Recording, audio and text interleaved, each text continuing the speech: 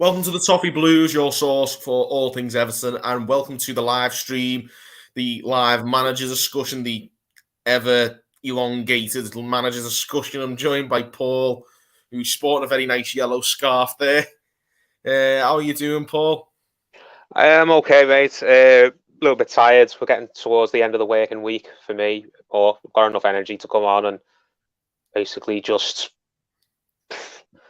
try and make sense of this madness that's happened over the last week or so, especially in the last 48 hours, whatever it's been, where it just feels like it's all gone a bit sitcom now when it comes to Everton Football Club. It's all just become a bit Monty Python. Oh, I think Monty Python, at least it was a bit enjoyable. It was enjoyable for everyone else who doesn't support Everton because the football world's just laughing at us, and rightly so. But we're Everton fans. We're always going to be here, and it's not the least bit funny to us, really, is it? So this is what it is. Like, people need to realise, I think, that the club isn't a toy at the end of the day. I think we're going to obviously go into discussions with that. I think there's a lot's been said about what's gone on the last couple of nights, the protests, and what's your take on those, first of all, before we get into the discussions of who you want, who you don't want? The one last night outside Goodison. Yeah. I think it's a good idea in the sense that it's the fans who are kind of behind it, who are organising this, and the fans who support it, which I consider myself one for the most part. I mean, I don't like everything that they've kind of done over the last few days. I mean, it's kind of been going off on social media, hasn't it, with people kind of getting into fights with each other and people like throwing accusations around, and it's all got a bit kind of nasty, hasn't it? I'm not for any of that, but the overall idea, just kind of raising the point in the kind of public forum that Everton fans are just fed up of being a crap club that doesn't succeed in anything and it's just a laughing stock. I agree with this messaging that they're putting across that we've had enough now, and we're going to kind of do everything we can to kind of put an end to it, even if it's not. Should have happened a lot sooner, to be honest. Well, we've had this discussion before, mate. Fans have tried to make this happen before, and people didn't want to know. Not enough people. Fans 10 years ago tried to pull the mask off of Bill Kenwright and other people at the club who were completely incompetent and weren't doing anything to help the club go forwards. And the majority of the fan base just completely ignored them or shouted them down and called them copites because they were protesting. All of Kenwright's local mates in the media didn't want to know and were writing pieces in the newspaper columns or whatever, basically slating all these fans, calling them, not real supporters, and they're all just trouble causers. And the local media just saw their arse and went into hiding and didn't want to report anything. The Echo, in particular, they were in Kenwright's pocket, and they probably still are now, or certain people are. So apparently someone who's worked at the Echo for a very long time is getting a job at Everton to be the head of communications, which is just nonsense as far as I'm concerned. This is not the first time this has happened. It just seems to be the only time that I can ever remember where kind of fan unrest has got to the point where a lot of people outside of Everton, the Everton bubble, are willing to pay attention and kind of report on it in a fairly balanced manner. Because last time it was just about how wrong all these supporters were to be doing what they were doing, whereas this time, because it's Farhad Moshiri who's the main person responsible for all the mess, they seem to be a lot more willing to kind of stick the boot into it. Also, I think it's not just the case of the personnel. I think it's last time we were protesting early on in the season, where the previous year we'd finished 7th, whereas this time we're very much in a relegation battle, and there's no doubt about that for me. The situation the club finds itself in right now, on and off the pitch, is worse than it was back in 2011. Certainly on the pitch, that's for sure. On the pitch, it is. Off the pitch, probably not. Maybe about the same. No, it's worse. Mate, off the pitch, this is something that bugs me a lot. This myth that Everton were well run before Farhad Moshiri got here. It's garbage. No, we weren't. We were in chronic debt. We were having to go to the banks every summer and beg them not to foreclose on us.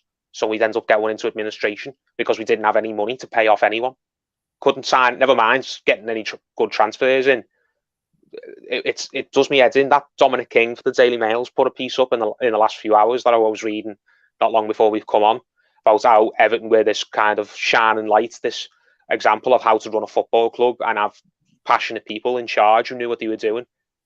Shut up. No, Everton were a joke before Farhad Bashiri. Everton were respectable because of Moyes David doing well. Because of David Moyes getting the most out of the least. That's the only reason Everton were respectable.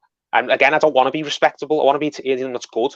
We were only respectable because we were a club that didn't do anything. It didn't upset the apple cart, and never had any ambition to upset the apple cart. That's why we were respectable, because we didn't get it to stop their teams that they all like Man United, Liverpool, and Arsenal and Chelsea, from winning the stuff that they wanted to win. So it's nonsense. Everton were a complete shambles off the pitch well before Farhad Bashiri got here. It's just since it's Farhad Bashiri now who's kind of being the main person behind all these stupid decisions. Media are a lot more willing to come in and criticise him because he's got no links to any of them, apart from maybe the odd person like Jim White. Well, obviously on that note, I think the one thing that we can all agree on that was better off the pitch in 2011 compared to now was there was probably a lot less of Kia Jarabchan around. I think that's obviously been very heavily stated in the protests last night, that there's a lot of desire to make sure he stays as far away from the club as possible.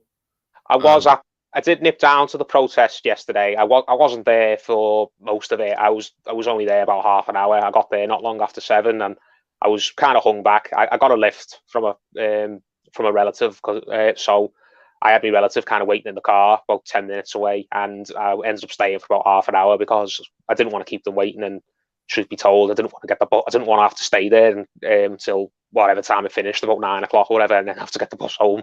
Truth, but I did go. I took some pictures and some video that's been used on the channel. So I was there. I did show me support for it. I liked how it was done, sort of thing. 99.9% of the fans who went, from the look of it, were well behaved and got the point across in a very civil but firm manner. You're always going to get one or two idiots who turn up at these sort of things, no matter what it is that is kind of whatever the idea is behind it, no matter who you're protesting against. All the stuff about people like spray painting on the ground again and spray painting over Ken Wright's picture. Now, personally, I don't give a shit if they vandalise anything that's got Ken Wright's face on it. His face shouldn't even be on the stadium as far as I'm concerned, but it's just not a good look, is it, when you're spray painting on the ground that a lot of people hold sacred? We're not angry at the club itself as an institution. We're angry at the people who've got the power in the club that keep messing it up for all of us, the supporters. That's a good point. I mean, at the end of the day, the club is our club. It belongs to us. And I think, to be honest, maybe that's a lot of these protester fans are trying, I think, in desperation, really, to take back control of their club. It's our club. I agree with that, but you're always going to have that section of people who say, especially people who've worked in football, like people who've worked in like kind of higher up positions, who've been on boards or have owned clubs, who always say, "No, it's my club. I'm the owner." Use people are all just customers. No football club, at least in this country, started as some just private institution. They were all founded by local people to be a sports team, not to be a franchise that some person could come in and take all the shares in and make a load of money off it. It's sadly gone that way over the last 100 or so years, especially in the last few decades, when football became big business and the wrong sort of people were allowed to get into it. But football will always be for the supporters, and because these football clubs were founded by the supporters, and the only people who keep these clubs going overall are the supporters, because owners will come and go, players will come and go, managers will come and go, kitmen will come and go, whatever you think of it, supporters will always stay, and the supporters will always be the people who kind of keep these clubs relevant, in the sense that they're always going to be people who are willing to pay attention to the club. Might not be relevant in the grand scheme of the football pyramid, but they're relevant in that town, wherever they are, they're located, to the local people. So that's what the campaign is about, and I am behind it overall. I do like the idea of fans standing up and saying, "No, you're not going to treat Everton Football Club, a club that's been around nearly 150 years and has been in the top flight longer than anyone else, and as a club that's been responsible for so many firsts in football, the school of science. You're not going to treat us like we're just some football manager game that you're playing in real life. No chance. And we're not just going to be treated like some club that some arsehole like here, Chupacabra, whatever his name is just going to come and find a nice cushy landing spot for his little money mercenary footballers." Yeah, well, that's what it's obviously he's done this, and this is why a lot of people, particularly, we will discuss the managers in a bit more depth. Obviously, a lot of the protests were kind of anti-Vitor Pereira, but I think a lot of the Vitor Pereira backlash is because he's heavily involved with Jirabchan. I think Jirabchan hired him And for 1860 Munich, got them relegated, and a lot of the 1860 back, Munich a lot have of the gone back, into oblivion since. a lot of the backlash is against Pereira because he's just shit. Let's just have it right. He can go on Sky Sports and defend himself all he wants. We'll go to that in a minute. But when he's going on any sort of media platform and he's saying my CV speaks for itself, my work speaks for itself, it's like, mate, you've been sacked 4 times. You've worked for clubs and failed at clubs that are nowhere near as big a club as Everton are, nowhere near as ambitious, and have got nowhere near the expectation. He's been sacked from Fenerbahce twice. They're a big club in Turkey, but they're not a big club anywhere else. Never have been. He's been sacked by 1860 Munich, who most people haven't even heard of. Well, 1860 Munich were a big side at one stage, and he's basically destroyed them by going in there, relegating them. Well, maybe that's my ignorance. I mean, I don't know much about their history. If I'm kind of dismissing them unfairly, then I'm sorry. But they haven't been a club that's been kind of at the front of people's minds for the past 30 odd years, have they? They've just been another Neither team. No, we're not. But we Everton Football Club still got a lot going for it, in the sense that we've got a lot of money behind us, and we've had a lot of great players come and go over the last few years who could have perhaps been convinced to stay and achieve something if the club was just better run. So, whatever he's called, Vitor Pereira, he's had chances at other clubs and he's not succeeded at them. So why he's getting linked with any Premier League job, never mind a Premier League job like Everton, is farcical in itself, no matter who he's represented by. The fact that he feels that he could come in and he deserves a chance at Everton, and the fans are wrong for just looking at his CV and assuming he's crap. Maybe he could come in and be brilliant, but he's not got anywhere near the evidence to back it up with. He went on Sky and he was putting up a bit of a fight for himself, but a lot of stuff he was talking was just nonsense. It's like he's talking like a manager who hasn't been sacked from Fenerbahce twice, hasn't been sacked from Munich, hasn't been sacked by Olympiacos, another club who are respectable. They're kind of known around Europe, but they're not considered big fish in any sense of the word. They don't even play in a big fish league where there's the potential that they could maybe even become a big club. Doesn't matter. Olympiacos will always just be Olympiacos. Fenerbahce will always just be Fenerbahce. They don't play in a league or in a country where the interest is there, so they can't even really have the aspirations to ever become a major. And with that also, like the success, obviously, with the biggest sides in those leagues, but also less high-profile leagues means less scrutiny as well. The fact of the matter is, those are clubs that are swimming in a swimming pool. Everton are in a sea with a lot of other sharks and want to become a shark themselves.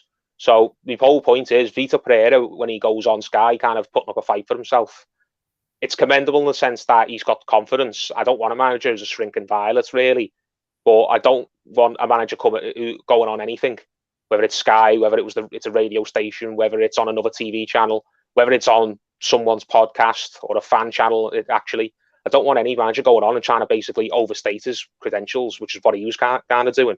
He was talking as if he was Mourinho. As if he was Jose Mourinho. Yeah, it's like, mate, what have you done apart from win some stupid league out in China and win and do well at Porto 9 years ago? Yeah, I mean, it's one of them. Okay, so he's got some silverware, and albeit very like low value silverware, but 10p's. He's got 10p's right there, silverware. But there you go. Like, I think with that in mind, like, I don't think he's the right man for the job at all. I think there's too many parallels with 1860 Munich, I think, for us at the moment, where they're quite a big name in a really bad place, and he went in there and put the final nail in the coffin, and we don't want to repeat that. I don't want to see him anywhere near the club, especially now, like you say, since he's done this interview on Sky Sports. He was put up to that. We know he was put up to that. Well, I don't think of his own volition. He's just had this random light bulb moment in his head yesterday afternoon and decided, I'm going to ring up someone at Sky and offer to do a live interview. Either they've somehow got his number and called him and he's just been stupid enough to agree to go on, or someone has connected him to Sky and filled his head full of rubbish that if you want to get the fans on your side, then you should go on this national television sports station and kind of plead your case, and maybe the fans will turn around and give you the chance. If you want to get the fans to stop criticising you, then talk to them directly through Sky. So Pereira, I don't think, has just randomly decided to do this on his own. Sorry? It's laughable, really, isn't it, when you're watching it? Yeah, well, that's another reason. If he's going to be that stupid and that naive before he's even got the job, then what would he be capable of if he did get the job? So even if he did have all these great credentials, like he was trying to pretend he had, or like on Sky yesterday, when he's going to do something that insane and that counterproductive, then he automatically rules himself out of the job anyway, no matter, even if he was a good manager. Simeone, as great as he is, if Simeone went on Sky and did that, that should rule him out of getting the Everton job or any other job for that matter, because you're just publicly putting your dirty washing out there and breaking any sort of agreement you've got with the people who are interviewing you to keep things confidential. You've already shown that your word can't be trusted. Erwin Koeman said Kia Jarabchan 100% made him do it. I think so. If it wasn't Kia Jarabchan, it was someone else who's got influence over him, who's basically trying to get him in that Everton job and is seeing the backlash against him and thinks rather stupidly that the answer to it is to go on Sky and do it, because it's an alien thing here in England, but there are other countries, other leagues where kind of people in football, whether they be owners, whether they be players, whether they be managers, where they kind of do go on telly, on talk shows or sports channels, and they do kind of give interviews like right in the middle of some sort of like crisis that's going on or some sort of process that's really delicate. That, whatever he's called, the owner for Real Madrid, he's always on some talk show in Spain. It's where he announced the Super League for the first time, wasn't it? It's just an alien thing to us here in England, mate. It probably gets done a bit more in other countries. I know Italy have a lot of shows like that talk about football, and you're always getting people who currently work in football, whether it's be players or managers, who are always phoning up to it and kind of putting their 2 cents across. When you think, Jesus Christ, imagine if they were behaving like that in England. You think Twitter would go off its head. So yeah, he's definitely listened to the wrong advice there. I don't think that was just something he thought up himself. No, I do think there's a lot of dark forces at work, to be quite honest, isn't there? I think, obviously, like you say, Pereira, neither of us are particularly sold on. There's plenty of comments coming in. I'll get a few comments. I'll read out some comments for the fans, obviously, come in, and people said, Semi-Charm Life, I've gone for Big Dunk, but I'm fine with Frankie. A lot of Lampard, to be honest. A lot of people do want Lampard. Lampard could be really good if he manages to keep us up. Would people have had Lampard in the summer? Probably not, no. No, if it looks like it's down to Ferguson, Pereira and Lampard, and a decision will either be made tomorrow or Saturday, or probably tomorrow, and it'll be announced for tomorrow night or Saturday. If these were the 3 people we were down to in the summer, I think people would have gone absolutely off their heads, thinking, is this what we're reduced to? But we're in the state that we're in. I think people are kind of dressing Lampard up a bit too much. I mean, out of those 3, I would probably take Lampard, because I think he's got I was going to say the most experience. He hasn't, Pereira has, but he's got the most of a CV that I'd look at and think he could do well in the Premier League with a he commands the most respect. Obviously, yeah, he's got the most respect, but he did enough in that first season at Chelsea to show that he's not a complete dud of a manager. He does get a tune out to certain players. He does look like someone who's got a long-term vision and a long-term plan when he goes into clubs.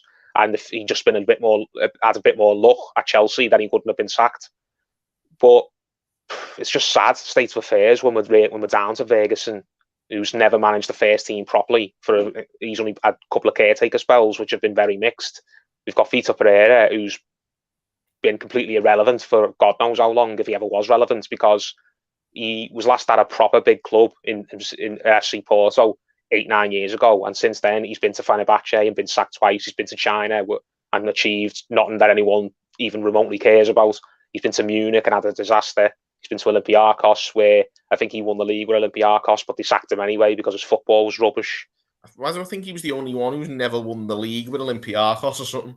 No, he has. I've looked it up. He was there, Olympiacos, one season. He won the league, but was Marco Silva who was the only one who didn't? Then I feel like it was someone who both did.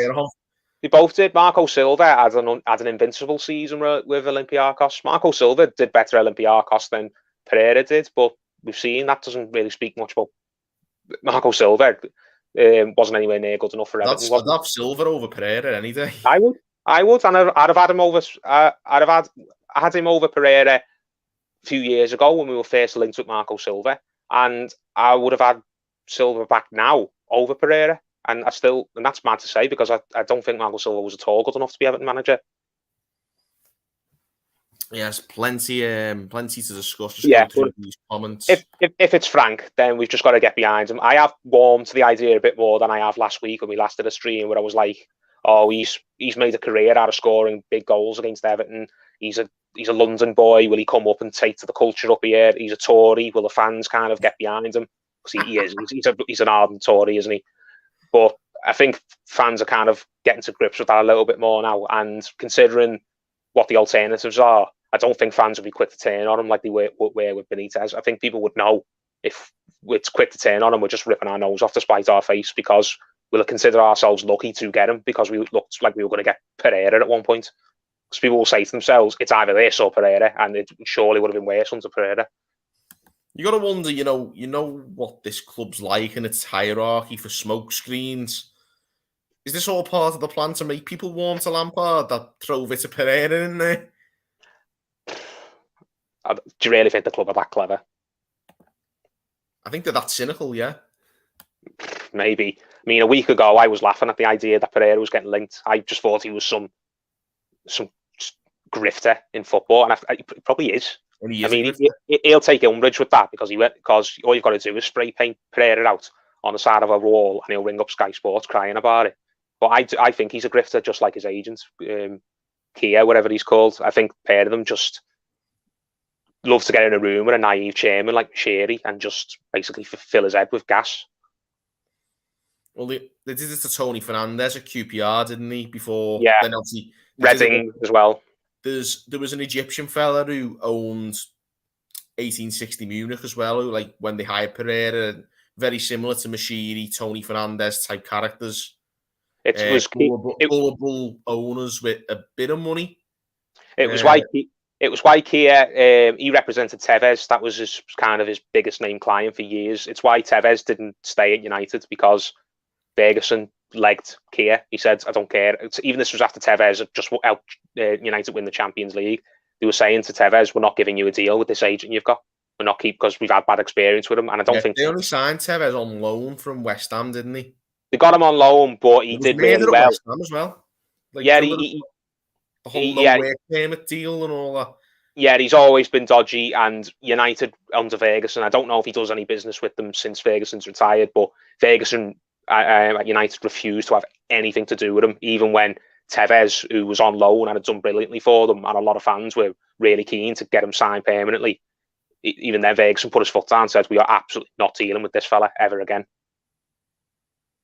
And I mean, if outright was he? There's some sense behind it. Yeah. But yeah, let's go through some more comments here. If we've got any more, obviously Lampard and Pereira, the two names being bandied around, really. The thing is about Pereira, he said himself as well on that Sky Sports interview that basically he contacted Bill Kenwright to kind of make Mashiri aware of the fact that he was interested in the job. And Pereira first came onto Everton fans' radar when he was interviewed for the job and lost out to Martinez in 2013. So again, he's got... You must be doing something wrong to lose out to Martinez. Yeah, but again, it just shows that it's not as simple as he's a Kia... I can never say his second name. It's not just a simple... Jarabchan. Yeah.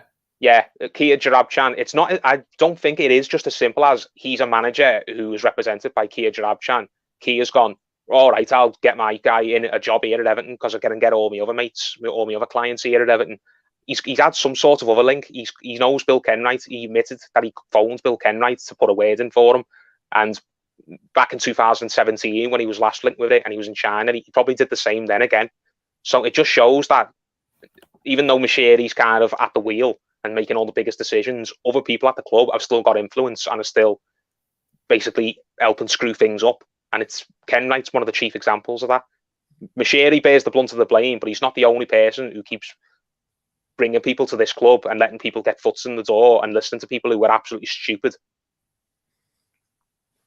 Again, not too many discussions on other potential clients. Semi-Charm Life said Rooney's my choice, but I've given up on that time to get behind Don Franco. Why would Rooney be your first choice, though? I know he'd give it everything he's got, and he's doing quite well at Derby, given all the circumstances. But he's not done like a full season in management yet. How many games has Wayne Rooney actually managed as Derby manager? About I don't know, is it 50 or less than that? When he's been there, he's been there half a season this year. And when did he take over last year? About halfway through that season? I think so, yeah. Yeah, so what's he done about maybe 40 something, 50 at a push? Maybe those lines, yeah. Come on, like everyone's saying Lampard's inexperienced. Lampard's at least managed, I think, over 100 games of senior football. He had Derby in the Championship for a full year. He had Chelsea in the Championship in the Premier League for a full year. So that's 46 and 38, isn't it? And he had Chelsea for another half the season. And when you combine that with all the cups and European games that he had at Chelsea, he's managed well over 100 Premier League games, well over 100 first team games. I'm giving him credit for. Pardon? Has he cut his teeth a bit more than we're giving him credit for? To an extent. I mean, I don't think he's really proven everyone about what he's all about. I still think that he jumped into the Chelsea job too early, and he is still very much a beginner when it comes to management. But he's got a lot more experience and cut his teeth a lot more than likes of Duncan Ferguson or Wayne Rooney. Obviously, but in a more relatable sense, Steven Gerrard's done quite well as a manager, but he's come in and he's doing well at Villa. But all he had to show for was, again, managing one of the best teams in a low-quality league, a la Vita Pereira. Pub league, yeah. Maybe. That's a good point, yeah. But we just don't know. We don't know whether Frank Lampard's just as good as Gerrard, whether he's better than Gerrard, whether he's a lot worse than Gerrard. Because Gerrard has only just come up to the big leagues, hasn't he? He's been up over in Scotland. If Frank Lampard had been in Scotland, maybe he'd have smashed it as well. Or maybe he'd have been not as good. Gerrard's not been in Aston Villa yet for people to just be kind of singing his praises. I think the Gerrard stuff is going a little bit over the top. Let's see where Gerrard gets Aston Villa by the season's end, and let's see where he's got them by December next season before everyone starts talking about how brilliant Gerrard is. I think Villa are still going through a bit of a new manager bounce. It's not really settled there yet, where everyone will see what Gerrard's actually all about when it comes to managing in a top league. I think every club has that now because of the amount of manager turnover. You only really see the true potential of teams maybe in the second season, third season even. Let's see what happens when Gerrard's had a full summer and he's signed players and things like that. So then we can compare him to Frank Lampard properly. Stuff that Frank Lampard has had in the top league, a full season, a pre-season to drill in his tactical ideas, a summer where he's been able to maybe not buy the players, because I don't think he was buying the players at Chelsea, but he's had a chance to work with the players who've been bought for him to use, type thing. Definitely. But I think Lampard is definitely the best option out of what we've got now. Inky Squid, Lampard has better experience. I think he's the least gamble out of all of them. Yeah, that's a good way of wording it. I think I absolutely agree with that. Ferguson could be a gamble because he's a figurehead. Maybe he'd get some passion. As we've said, I think if he got the job, he'd get enough points to get us over the line. But what else would he do long term? God knows what he could do long term. Rooney, it's even more it's the exact same question. Lampard, I think, has at least shown that he can ride through a tough spell of games. He can kind of think on his feet, and because I said he had the transfer ban, didn't he, in that first season at Chelsea, so he can work under difficult circumstances in terms of who he's got available to him. I know Rooney's working under difficult circumstances as well. There's not going to be much more that he can do here, to be honest. I think we're still under a lot of constraints. Yeah, I want a manager who I've seen kind of it under pressure before, and he's handled it quite well. Rooney is working at Derby with zero pressure at all because of the point deduction. Whereas Lampard went into Chelsea and was still expected to get them in the Champions League, wasn't he? And he managed it, even though he had no new signings that summer. Yeah, Jim Mace, I'd say Lampard at this point, I think he's bringing players with him as well. I think a lot of things people are saying about Lampard is that he's obviously quite a big name as a player. He can attract players. He's got contacts, maybe. He's one of them where a lot of younger players, if they've got any sense about them, will look at him and think, I want to go and learn off him. Look at him like a role model. Yeah, he's won so much in the game. He's played in all the big fixtures. He's won against all the top teams. He's held his own with all the greatest players of his generation. I want to go and see what he can teach me, which is exactly what all these Aston Villa players are all saying about Steven Gerrard now he's at Villa. Whereas I don't think any big names around the world are going to look at Duncan Ferguson and think, I can't wait to go and play for him and pick his brain. Really. I mean, the same would happen with Rooney. They'd look at him and they'd think, I'd love to go and learn off Wayne Rooney. Wayne Rooney can hopefully turn me into a better player. And if I can achieve even half what he's achieved, I'll be really happy. But it's too early for Rooney. And you've got to take into account the fact that putting him in Merseyside, back to Everton again, it could be disaster written all over it. He could lose his head. It's happened before when we brought him back as a player. He was here 5 minutes and he was all over the front of the papers. He's just got that aspect to his personality, whereas I don't think Lampard does. No, Lampard, I think, was always quite a consummate professional, but also I think Lampard's got more experience. Lampard's like 7 years older than Rooney. Yeah. And he's just genuinely a bit of less... He's less of a live wire as a player. Yeah, that's a good word. I was going to say volatile then, but that sounds a bit nasty. He's always a lot less drama than Rooney is, even as a player, wasn't he? He was always a lot less headlines, wasn't he? Definitely. Martin Cummins here says Lampard's a winner and so competitive he won't stand for players not given 110%. I'd be inclined to agree with that, but then I've seen, you've got elite managers like Ancelotti, and I know maybe his heart wasn't always in it towards the end, but we've even seen players like underperform for the very best. Like some of these players are just lousy. Yeah, they are, but they've been allowed to be lousy because they didn't fear that they were going to get kicked out the club. Because we know the club's not going to sell them. Not because we probably don't want to sell them. It's because we know we're not going to be able to get any money for them. So if you go in and you pull Alex Iwobi, or you pull Gylfi Sigurdsson, or you pull Andre Gomez, and you say your performances have been a disgrace for ages now, we're kicking you out the club, they'll just say, I've got a contract, I'm not going until another club comes and offers me a contract that's just as good. If you can find someone who will give me a contract just as good, I'll go. And that's not going to happen, is it? Whereas I think under Lampard, a lot of these shit-ork players are coming to the end of their deals now, so they're going to have to be looking around and looking for the next place, the next club for them, because they know they're not going to get an extension here. So, yeah, same would apply, but I think Lampard would have to deal a lot less with that, because a lot of these players who've been sucking us dry for years are probably at the back end of their contracts now, and they'll be going sooner rather than later. Whereas when Ancelotti got here, like 2.5 years ago, whenever it was, we still had a lot of these players right bang in the middle of their contracts, and there was no pressure on them to kind of up the game because we weren't going to be able to sell them. Yeah, and I mean, the issue, what I worry about, Lampard, I think, is quite a clever manager. I think he's done all right. But what's stopping more of these leeches coming in with the recruitment policy we've got?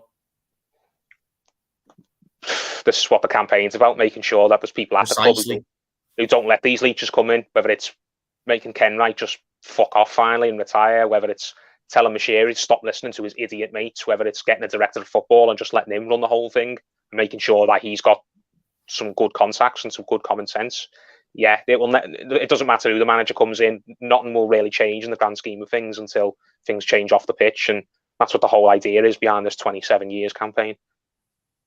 Liam Munro says, thing is, if we get Frank and he's successful, then he'll be off the first time a CL club lifts their skirt up at him, so we need Dunk to go and learn his trade and be ready for the call. Exactly, I agree with that. People love Ferguson, but I'm sick of Ferguson just hanging around now like a couch that we don't want to get rid of. If Ferguson needs to make his mind up about whether he wants to be a manager or whether he just wants to be someone who's just in the background for his entire coaching career. He said during the press conference before the Villa game about how one day he dreams of managing Everton. One day you dream managing Everton, mate. You're not my age. You're not 27. You're 50. How old's Ferguson? 50. He turned 50 last month. So he's 50, is he? I thought he's in his 50s now. Yeah, he's just turned 50. He's been a coach for how long? About 7-8 years. He's not a baby. Been in the coaching staff. Yeah, been in the coaching staff for about 5 or 6 managers, hasn't he? And so I think that's about 7-8 years overall. Ferguson's not a baby And now. he was with the youth team as well under Moyes for a couple of years as well towards the end. Yeah, So it was Moyes who brought him back originally, and I think it was Martinez who brought him onto the first team staff. So when you're hearing stuff from like that from Ferguson, that's just really disappointing. He said it a few years ago when he was the interim the first time, and he said, "I want the best manager in the world to come in and manage Everton, and maybe one day in the future it'll be mine." I respected him when he said that because there were links with Ancelotti at the time, and that was kind of Ferguson stepping back saying, "I know that I couldn't do anywhere near as good a job as he would do if he comes in, so I'm willing to kind of step back and not say publicly that I want this job because I don't want to put the owners in an awkward position where they have to make a choice between me, the club legend all the fans love, and this other fella who has got all this on his CV and could probably come in and do a really good job here." But that's not what's happening this time. Ferguson's got more support than ever, probably, for the job from certain sections who love him. And the people he's competing against for the job is the weakest it's ever going to be. Yeah. It's Lampard and it's Pereira and it's Rooney. None of these managers kind of grind Ferguson into the dust, CV-wise, do they? I've just said I think Frank's it's the best opportunity you'll ever get. If Yeah. you want to go and get it. Exactly.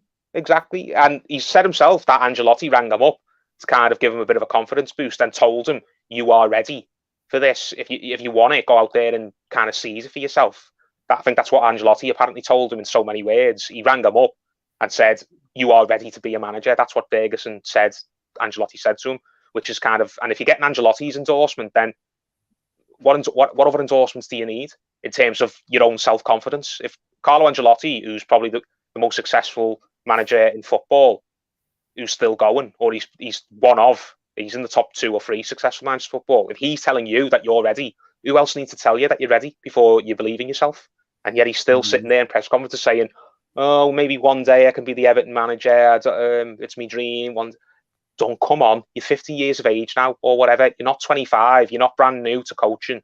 You're not brand new to the club where you're kind of just happy to stay in the background and let someone else kind of be the lightning rod of all the attention. Do you want this or do you not want it? If you don't want it, okay, but stop letting your name get linked to the job every time that there's a vacancy going, because it's getting annoying now. And if you do want the job, go somewhere else and prove that you're good enough for the job.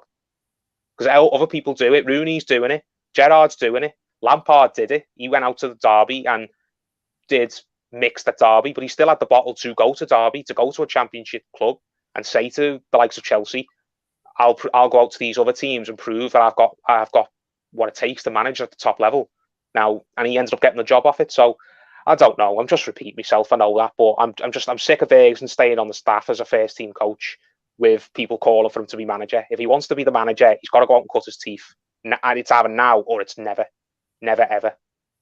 Yeah, spot on. Chris Sanders says, with regards to young managers, Howard Kendall had only been player manager at Blackburn before he came to us. Football was different back then, though. You don't get player managers anywhere now. And football was a much simpler game back then. There was a lot less that goes into the coaching. There's a lot less that goes into transfers. There's a lot less that goes into keeping members of the squad happy, because the squad were a lot smaller in those days. Yeah, you can never take away from Kendall what he came in and achieved at Everton at the age he was when he done it. It's really special, and it's why Kendall's such a legend at the club. But just because it worked, something worked in the 80s, doesn't mean it could work again now. Yeah, fair play. Yeah, a lot of people saying Urban Koeman, Brands didn't get control, Machidi completely overstepped him.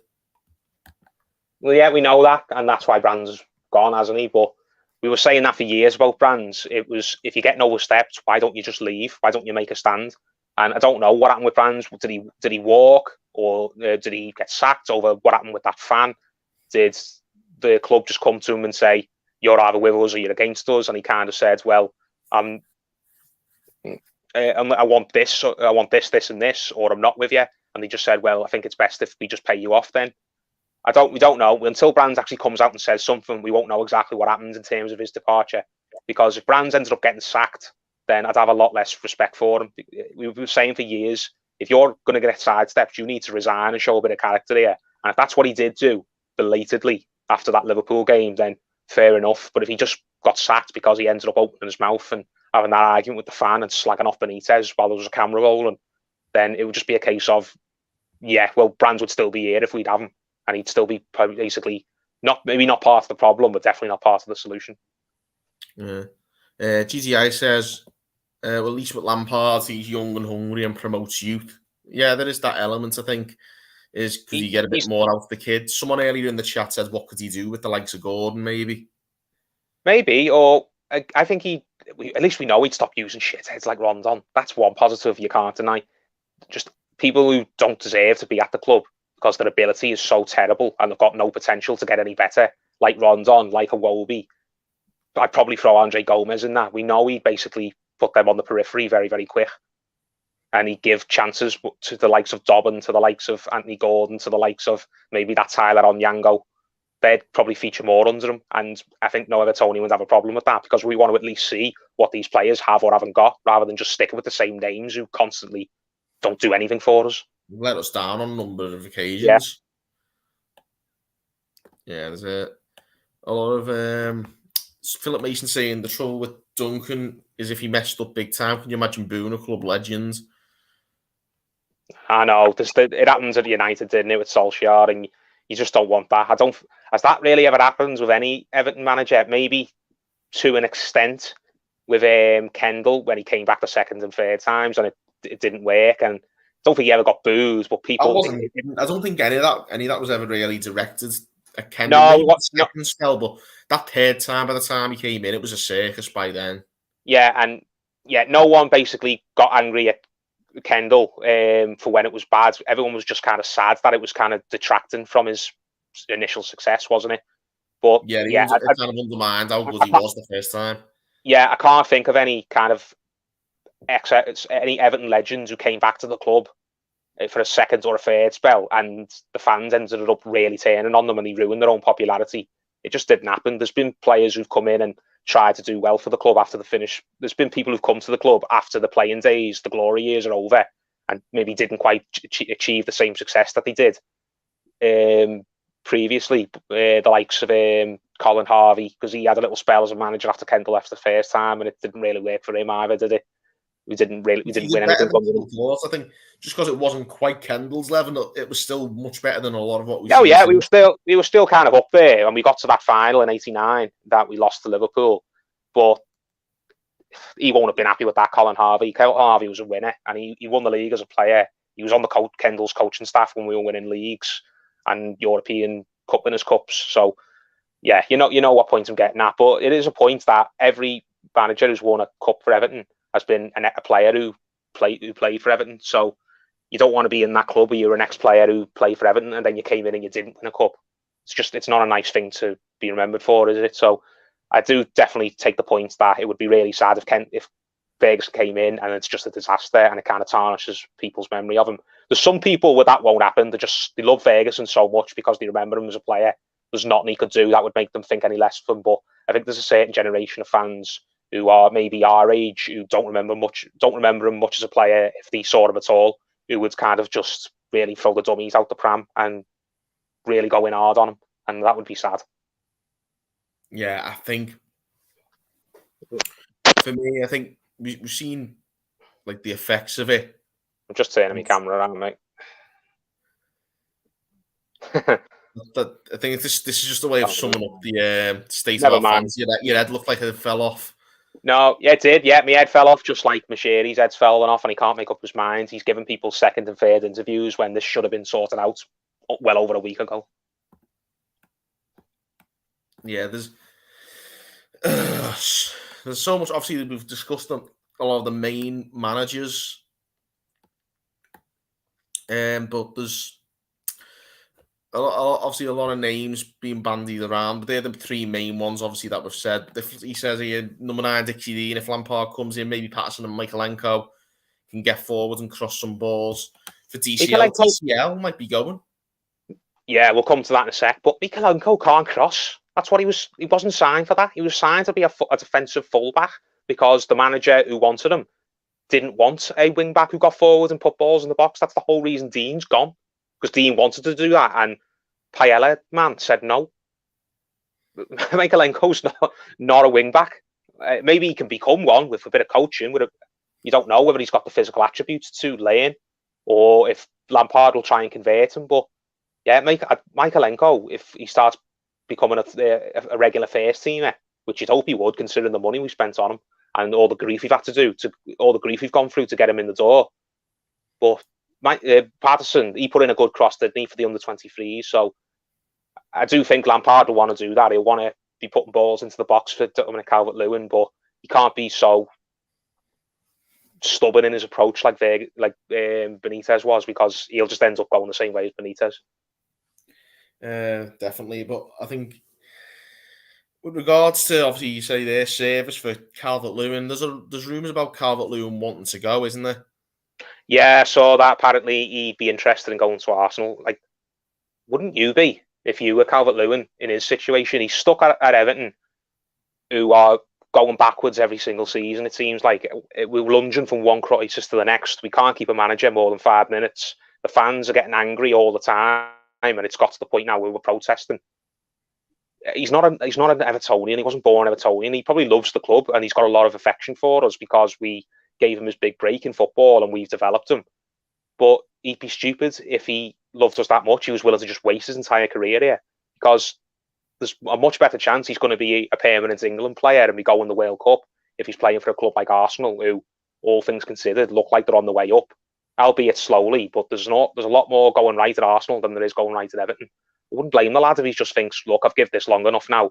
The club are not basically developing at the same rate that I'm developing as a player. They're not challenging for the things that I should be challenging for, considering how good I've become.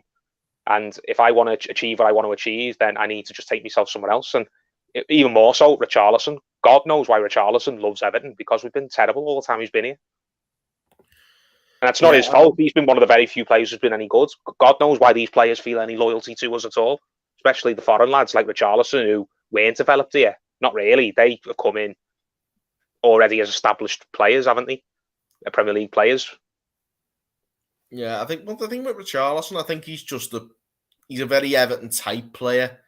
He's a proper drafter and he's a decent player as well. So I think he's got all the attributes that I think Richarlison gets a lot of love off the fans, whereas a lot of other players don't. And that's because I think a lot of people see that Richarlison tries and cries and tries and goes mad when there's people around him not giving it all the effort he is. I'm not saying he's faultless. Richarlison does have like the odd game where he's in a really crappy mood and he's not maybe giving it as much as he should do, but it's very few and far between these days, isn't it? So I don't blame any player who's looking at the situation now and they're thinking, I need to just get out of this mess if I want to achieve anything. It would be laughable if the likes of Iwobi or the likes of Gomez, or the likes of, I don't know, Rondon were looking like that, thinking, oh my God, it's horrible here. I want to go somewhere where it's a lot less hassle and the fans don't get on me back as much. It's like, well, you're shit, for lack of a better word. You're lucky you are here, because a lot of other clubs would hate you a lot worse than Everton fans do, or give you a much harder time than Everton fans do. But the players who are great, like Richarlison, like Calvert-Lewin, like Dean, who's done it, I must just think, I'm out of here, because this is just, I'm wasting my career. And I'm probably wasting emotional energy that I don't need to wasting, worrying about what's going to be happening going forwards. Definitely. Roy Nixon says DCL is vastly overrated. If the price is right, off you go. The rumours, if it is about 60 million, I wouldn't really argue with that. It depends what we do with it, mate. It could be 60p, it could be 60 million. If we waste it, we waste it. I think that's where the issue lies with us, like, because normally well-run clubs sell their best players for large sums like this. But it's the way football is now. You're not going to get players who you sign when they're 21, 22, and then they're still at the club when they're 31, 32. If you're going to be like that, then there's only 2-3 clubs in the world that do that. Maybe Real Madrid, Bayern Munich, and maybe Man City. Now you'd have to consider, and maybe Liverpool, clubs that don't have to sell to buy, because they'll always be raking in the cash no matter what, and they want to be winning trophies every single season. If they don't win a trophy in a season, but they're turning around and saying, yeah, but we've got a couple of young players here who are going to be good in a few years, just wait, that won't wash with them. You've got to be winning a trophy every single year. So you've got to have players banging the prime of their careers in and around the squad, because a lot of teams that are just filled with 20, 21-year-olds are not going to be able to win the big prizes. So the vast majority of clubs just look at it and think, we'll get this player young who's got loads of talent, we'll develop him, and then maybe in 4 or 5 years, when he's right in his prime, or when he's in the back end of his prime, we'll sell him for a big profit, and we'll just get the next kid to come along and replace him, while the club who buy him will probably get very little use out of him compared to what we got. Arteta was a good example of that. It broke everyone's heart, didn't it, when Arteta went? But Mick Arteta's best days were by far behind him by the time he went to Arsenal. Arteta wasn't half the player at Arsenal that he was in his prime at Everton, and we sold him for 10 million, which was a fair chunk of money back in the day. Now, everyone was fuming at the time, and we never saw that 10 million actually get reinvested. It had to go to pay off the banks. Mr. Dominic King, Mr. Everton were well run under Bill Kenwright. But in terms of actually in the cold light of day and in hindsight, it was actually probably smart business, because it didn't make us drop about 7-8 league places. We didn't go from a team that was comfortably in the top half to a team that was fighting relegation just because we sold that one player, like we would do now if we sold maybe Calvert-Lewin this summer. But Arteta was a player who was in his late 20s, I think, or his mid to late 20s. He was 29 when he left Everton. 29, which is still, for a central midfield player, you consider bang in the prime years, but he'd had injuries, he'd been out of form anyway. It was the right move for him, because he got to go and achieve Champions League and win a few trophies before he retired. And it was probably the right move for Everton in the sense that it helped us massively financially, and it wasn't that big a loss to the first team. But we just don't do that anymore, do we? It'd be amazing if we sold Richarlison for 80, 90 million, and then we just went out and bought another Richarlison, and we don't miss the old Richarlison much. But what are the chances of that happening? Very, very low, because our scouting's just all over the place, and we've got about 3-4 people at the club sticking their oar in, deciding who gets signed and who doesn't. Yeah, I think there's obviously a lot of skepticism about the way the club's being run. Not without good reason. We've discussed the managers already, and obviously a few of the player transfers potentially. But main issue we started with, and we'll probably finish with it, is obviously the issues and how we as fans can try and get our club back in the right direction.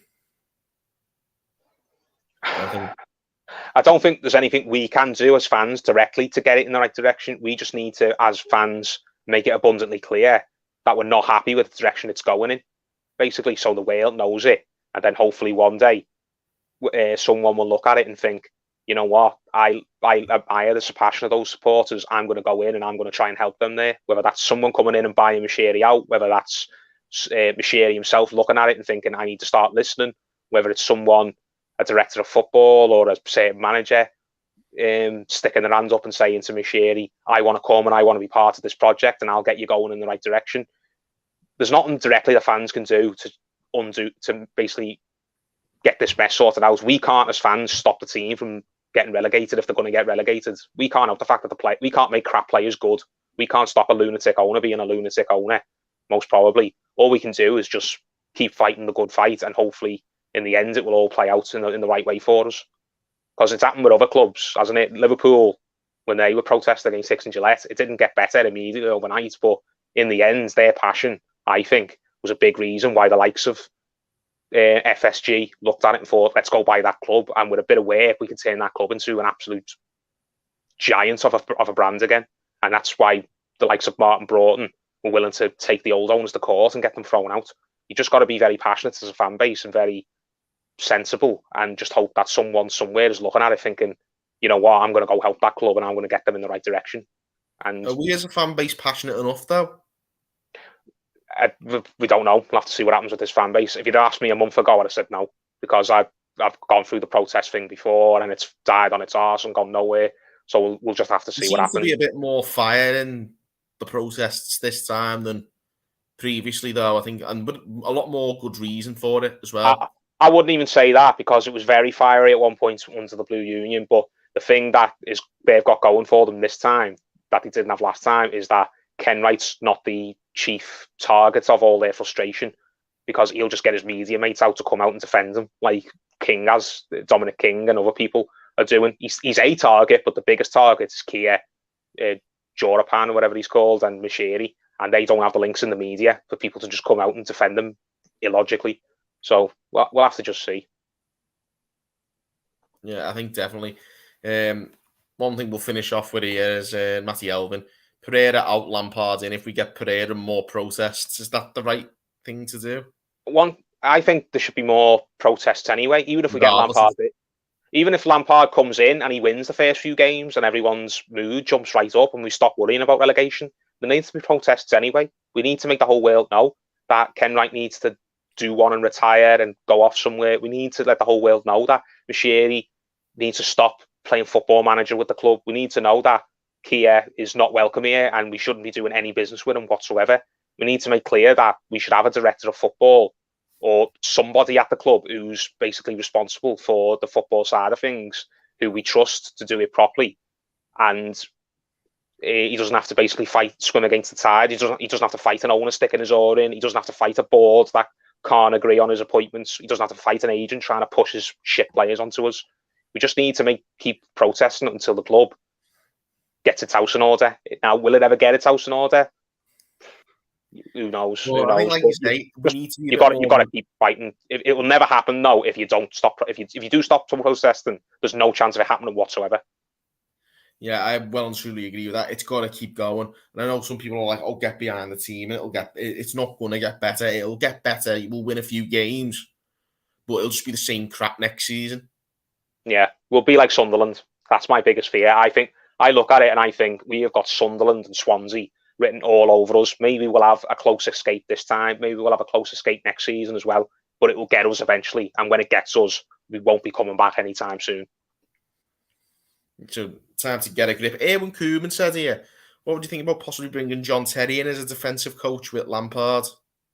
I'd love that. But Terry's left Aston Villa, hasn't he? I think Terry's ready to kind of make that step himself. If he was still at Aston Villa, and Frank rang him up and said, leave Aston Villa and come and work with me at Chelsea, I think there'd be a chance of that happening because Steven Gerrard's not the manager there now, and John Terry was there because he was big mates with Dean Smith, and Dean Smith's gone.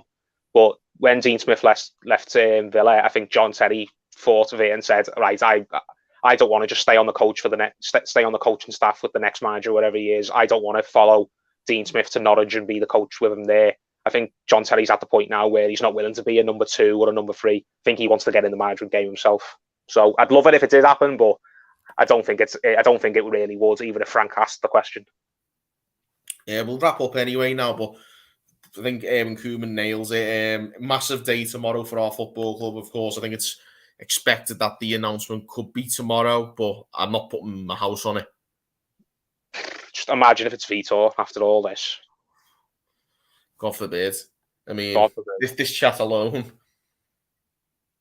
Lenny Barrett's just asked us, we'll finish up on this one actually. Who do you think will be the next manager? Duncan until the end of the season. Do you think? Yeah, I'm praying that Vitor shot himself in the foot and cost himself the job. And I think Lampard is maybe just a bit too savvy to take our job. I think he'll look at it and think, you know what, I'm probably best hanging on because I can get a job that is a lot less hassle and a lot less difficult than this one. He'll get more offers, won't he, in the next few months, especially when the season ticks down to the summer. I'd have Frank, all things considering now, I've come around to the idea a lot more than I was a week or so ago. But part of me just thinks that Lampard's just got a bit too much brains to look at Everton and thinking he can do anything with it. So I think they'll just settle on giving it to Ferguson for the rest of the season, which is what they could have done easily a week ago. Indeed, but I'm hoping it's going to be Lampard. I think it will be. That's as optimistic as I can be as an Everton fan. Not a lot of that going on at the minute. Really, so, I should get that book out again, shouldn't I, just to put everyone in a good mood like I did last time. Oh, yeah. But yeah, we'll wrap it up there, guys. Thanks for tuning in. Thanks for getting all your comments in. Much appreciated. Obviously, a lot of fans starting to get behind the demand for change, and hopefully a new manager will be announced soon, and hopefully we stay up. But as we've said here, I think it needs to continue. Even if we do stay up, we've got to realise that we've got to change things on a grander scale, and to make sure things get better. It's our club, and we need to make sure that we take our club back and have as much of a say as we possibly can. I think this is it's a good start. The last couple of weeks we're starting to see a bit more Even if the situation's mobilising. even if you believe the situation's hopeless, you should still do it anyway. Don't give Get up. behind this, Don't give because up. at least your conscience, you can say to yourself, you know We what, tried. you know what, I didn't sit there and do absolutely nothing as the club just went into oblivion. At least I fought a good fight and I cared, and I was a proper Evertonian, an Evertonian who believes that the club should be putting its best foot forward and should be a club that's aspiring to do things rather than just a club that's happy being a Monty Python sketch. Indeed. So yeah, definitely, guys. But well done for tuning in and putting up with an hour or so now of pretty negative discussions. But what can you do? And yeah, well done to anyone who's really trying to push this movement for change, because it's what we all want as fans. And let's be honest, regardless of what your stance is, it's what we as Everton fans deserve. So yeah, keep that going, guys. And thanks for tuning in. And yeah, we'll see you soon on the Toffee Blues. See you soon. Next video, we'll have a manager and the lay of the land will look a lot clearer. Fingers crossed. See you next time, guys.